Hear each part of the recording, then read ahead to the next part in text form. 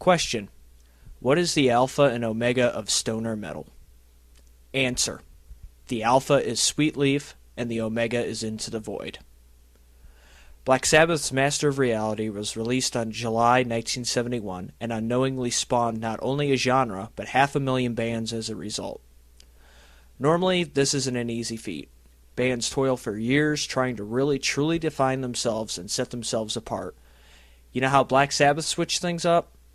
Tony Iommi had his fingertips crushed in a factory accident years beforehand, and he downtuned his guitar purely because it was easier for him to play with the strings being looser.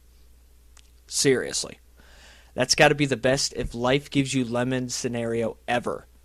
Imagine if you woke up the next morning and say you slipped and fell down your stairs and became a paraplegic, but the impact jarred something right in your brain and you came upon an AIDS cure. Pretty highly unlikely, right? Master was recorded in February to April in Island Studios, or SARM Studios, in Notting Hill, London. Island Studios was a deconcentrated church, which basically means that a priest personally came and took his blessing off of the building so that it could be used for other purposes. Did you hear that right? Basically, a priest came up and said to God, "Hey man, we're not going to use this building anymore, so you can take your blessing off of here." Well, he did that, and then we got this.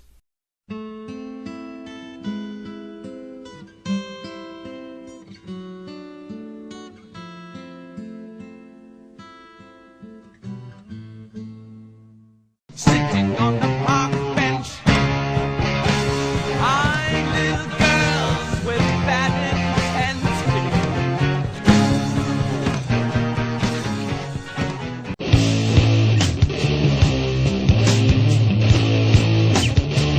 All right now, singing, we will rock you. We will rock you. Wow. Somehow I don't think that guy tried too hard to contact God, now did he? I'm going to have a priest officially swear off my guitar next time I see one, I swear. The subject matter of the songs themselves couldn't read any more like a blueprint for metal to come. Themes involve drugs, religion and death, revolution, unrequited love, and that bleak feeling that humanity has lost its way to the point that there's hell on earth. Why did it take this album 15 years to even break the million sold mark?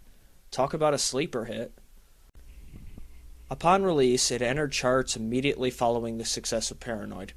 It entered the charts at number 5 in the UK and number 8 in the US, and achieved gold status from pre-orders alone. However, it was blasted heavily by critics, being called both dim-witted and monotonous, and given a grade of C-. Although it was evident by the 90s that someone had in fact been listening to the album after hearing the music that Nirvana, Soundgarden, and Kyuss were making, and more recently 500,000 other bands like Electric Wizard, Sleep, Weed Eater, and etc. Seriously, you could pick the genres of stoner metal, doom, or drone, basically just throw a rock and hit someone who loves this album. The influence is that big. In conclusion, Master of Reality has been viewed much more kindly in recent times and given the credit it deserves. It is a milestone in rock and a turning point where one genre splintered into 3 others. It is, in my book, the best Sabbath had to offer and showcases a fantastic rhythm section getting even more titanic. If you are into heaviness and bottom end, this should definitely be in your collection.